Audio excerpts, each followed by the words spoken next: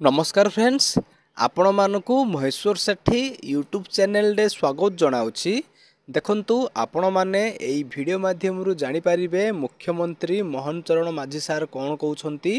आपणको पाखरे मोर गोटे रिक्वेस्ट कि आपण माने वीडियोटी को लास्ट पर्यंत देखंतु, कारण वीडियोटी को लास्ट पर्यंत देखिबा द्वारा आपण माने संपूर्ण रूपे बुझी पारिबे। जदि आपण आम चैनल को फर्स्ट टाइम पई देखुछंती ताहाले वीडियो को गोटे लाइक करंतु, चैनल को सब्सक्राइब करी पाखरे थिबा बेल आइकन को प्रेस करी ऑल नोटिफिकेशन बटन को ऑन करंतु। सब्सक्राइब करिबा द्वारा आपण माने सबुदिन नोटिफिकेशन पाई परिबे। आसंतु वर्तमान वीडियोटी को स्टार्ट करिबा।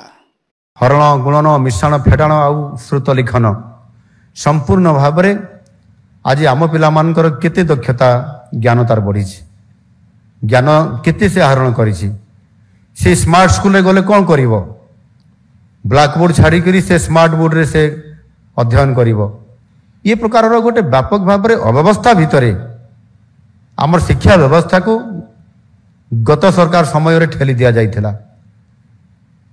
पुराना कांथरे रंग देले रूपांतरण हो जाए नहीं, सेथिपाई तार भित्तिभूमि को संपूर्ण भाव में सजाड़ा दरकार। आ यार बहुत बड़ा आवश्यकता अच्छी। ये हूँ आमर मानव संबल। ये मानव संबल को ये प्रकार अव्यवस्था करवा निश्चित भाव में 24 वर्ष शासन गोटे बड़ दुर्भाग्यजनक स्थिति थिला। मो विधानसभा गोटे मो विद्यालय को जाइथिली, केन्दुझर जिलार बाउंसपाल ब्लॉक को मुझे देखी। गोटे श्रेणी कक्ष रे 4टी श्रेणीर पाठ पढ़ा होउथिला। अर्थात किछि पिला को पूर्व आड़ को मुह कर बसई दिया होता, किछि पिला को पश्चिम आड़े आ किछि पिला को दक्षिण आड़े, किछि पिला को उत्तर आड़े करिकी मुझे कहीं बसाई ना आमर क्लासरूम रो अभाव थिबा कारण आम ये व्यवस्था भितर अच्छु। आउ सेठी आमे जदि आज गुणात्मक शिक्षा व्यवस्था, मूल्यभित्तिक शिक्षा व्यवस्था ये कथा चिंता करिबा ताहले आमे बहुत पछरे अछंती। एक कथा को हमको धरी नबा पई पड़िबो।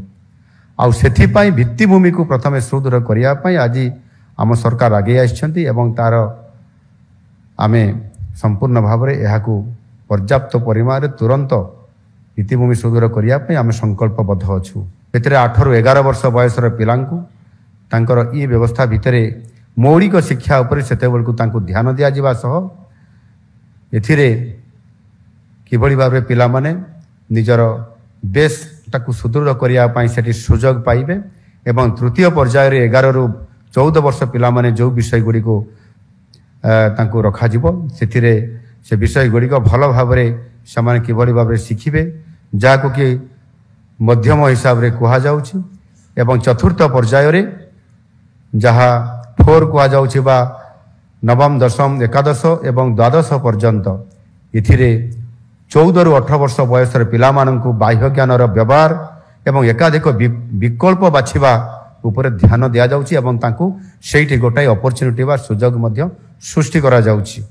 से को विकल्प बाछिबो, को विषय ऊपर ताहार से सब्जेक्ट बाछिकी उपरस्तर पाठ पढ़िया पई से मध्य जाई परिबो। सबु क्षेत्र रे भारतर रूपांतर पई एही शिक्षा व्यवस्था रे परिकल्पना स्वतंत्र भाव रे करा जाइछि। भारत को विश्वर ज्ञान केन्द्र भाव में गढ़ी तोड़ा यह उद्दिष्ट जातीय शिक्षा नीति को सफलतार सह कार्यकारी करने केंद्र तथा राज्य सरकार ये वर्तमान उभय मिलित उद्यम आमे ताकु तत्परता प्रकाश करी ताकु इम्प्लीमेंटेशन करने बा कार्यकारिता करने वर्तमान आमे ये कार्यक्रम आरंभ करने जाऊँ।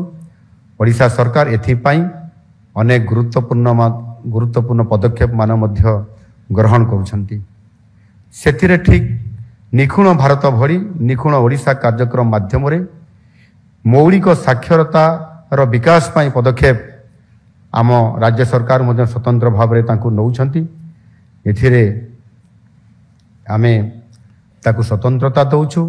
विशेष करिकी अंगनवाड़ी शिक्षा रो जो व्यवस्था अछि, अंगनवाड़ी शिक्षा व्यवस्था रे वर्तमान परिप्रेक्षी रे जहाँ आपंकर जो 5 अच्छी जो 5 अच्छी से आमे शिशु बाटिका जो कहते शिशु बाटिका जोटा अंगनवाड़ी रे अच्छी शिशु बाटिका 1 एवं 2 से व्यवस्था भितर ये कंटिन्यूटी करिबा परे तापरे प्राथमिक शिक्षा पूर्वरु जोटा रहिबो शिशु बाटिका 3 जहाँ कहा जाउची प्री स्कूल मध्य ताको व्यवस्था भितर आसुची एहा ई समुदाय को मिसेले शिशु बाटिका 1 2 3 पर्यंत ये पिला मानकु शिशु बाटिका मध्यरे रखा जाइछि एवं सेथिपाई संपूर्ण भावरे किभଳି भावरे ये 1 2 3 भितरे पिला माने को स्तर रे केमिति समाने तांकर शिक्षार प्रारंभ करिवे सेथिपाई विद्यालय प्राथमिक विद्यालय शिक्षक मानकु उपयुक्त प्रशिक्षण देकर तांको कार्यकारी करा जिवो आ सेथिपाई हमर जो एसईआरटी एवं ओसेपा अच्छी ये संस्था जरिया पिला मानकर पाई शिक्षा व्यवस्था एवं ता पाई शिक्षा पुस्तिका अन्यान्य शिक्षा उपकरण समस्त प्रस्तुत तुरंत आम ये विभाग तरफ करा जिवो आ एथिपाई मध्य भुवनेश्वर स्थित आमर जो रीजनल इंस्टीट्यूट ऑफ एजुकेशन अच्छी ताहार भी सहायता निया जिवो आसंता 3 ରୁ 5 वर्ष मध्य शिशु बाटिका पाई अतिरिक्त भित्तिभूमि जहाँ आवश्यकता हबो ताकू जोगे दिया जिवो एवं ता सहित मध्य मानव संबल अर्थात शिक्षक मध्य सृष्टि करा जिवो आ एथिपाई समग्र शिक्षा कार्यक्रम जो हबो सेतिरे राज्य बजेट रु संपूर्ण भावरे आर्थिक व्यवस्था मध्य आम सरकार तरफ पर्याप्त परिमाण करा जाई परिबो सेति कोनसी प्रकार आर्थिक व्यवस्था दृष्टिकोण कमी रहिबो नाही अनेक समय देखा जाउछि जदि आजिर शिक्षा व्यवस्था जदि वर्तमान स्थिति आम देखिबा राज्य रे ताले निश्चित भावरे आमर भित्तिभूमि क्षेत्र रे कहिबा एवं सेथिरे आमर फैकल्टी उपरे बा आमर मैन पावर शिक्षक नियुक्ति उपरे देखिबा ताहले वास्तविक आज ओडिशा सरकारंकर ये शिक्षा व्यवस्था माध्यम रे आमे टिके पछुआ अछु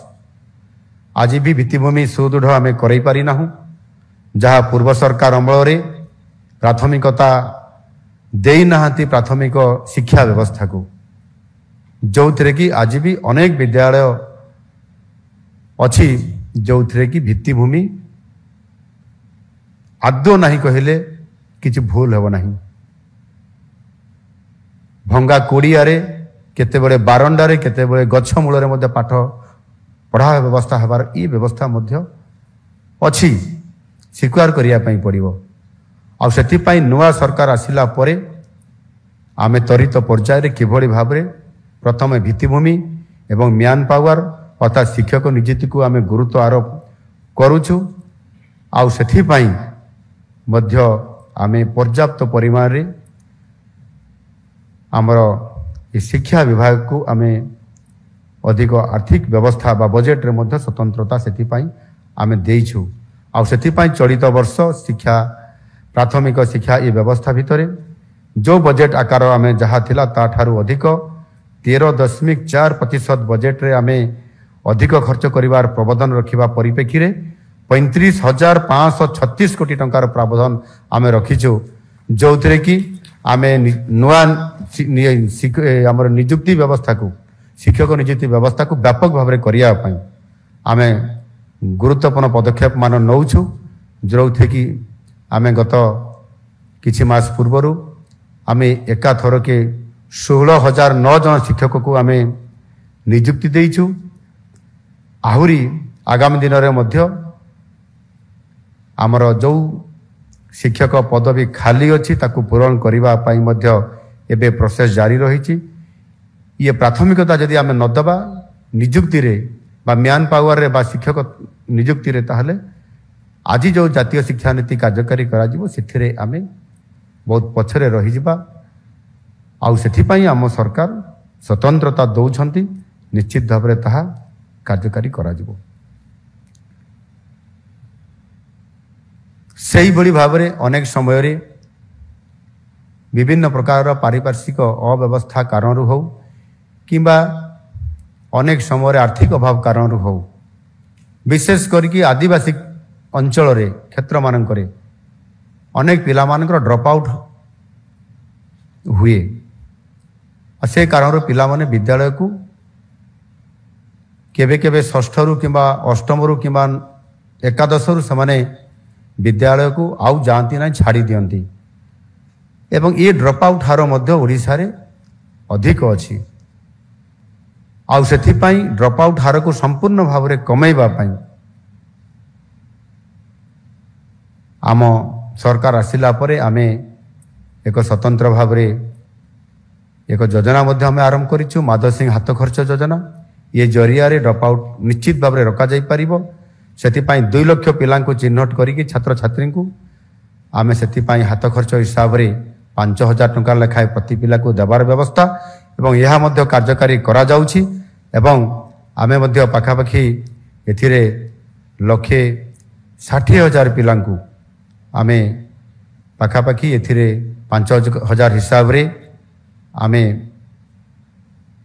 ଆର୍ଥିକ ବ୍ୟବସ୍ଥା ତାଙ୍କ ପାଇଁ କରିସାରିଛୁ ଏବଂ ଏହାଦ୍ୱାରା ଧୀରେ ଧୀରେ ଡ୍ରପ୍ ଆଉଟ୍ ମଧ୍ୟ କମିଯିବ। ଏଣୁ ବାସ୍ତବିକ ବଡ଼ କଥା ହେଉଛି ଯେ ପ୍ରାଥମିକ ସ୍ତରର ଶିକ୍ଷା ବ୍ୟବସ୍ଥା, ଯାହାକି ଆମର ଏଇଟା ହେଉଛି ପାଠପଢ଼ାର ମୂଳଦୁଆ, ଏହାକୁ ଯଦି ସୁଦୃଢ଼ କରା ନଯିବ ତାହେଲେ କେବେ ବି ଆମ ପିଲାମାନଙ୍କର ଗୁଣାତ୍ମକ ଶିକ୍ଷାଦାନ କରିବା ଏବଂ ତାହା ସହିତ ମୂଲ୍ୟବୋଧକ ଶିକ୍ଷା ସେମାନଙ୍କୁ ପ୍ରଦାନ କରିବା ଇଏ କେବେ ସମ୍ଭବ ହୋଇପାରିବ ନାହିଁ। ଯଦି ଭିତ୍ତିଭୂମି ନଥିବ, ଯଦି ମ୍ୟାନ୍ ପାୱାର ନଥିବ, ଶିକ୍ଷକ ନଥିଲେ।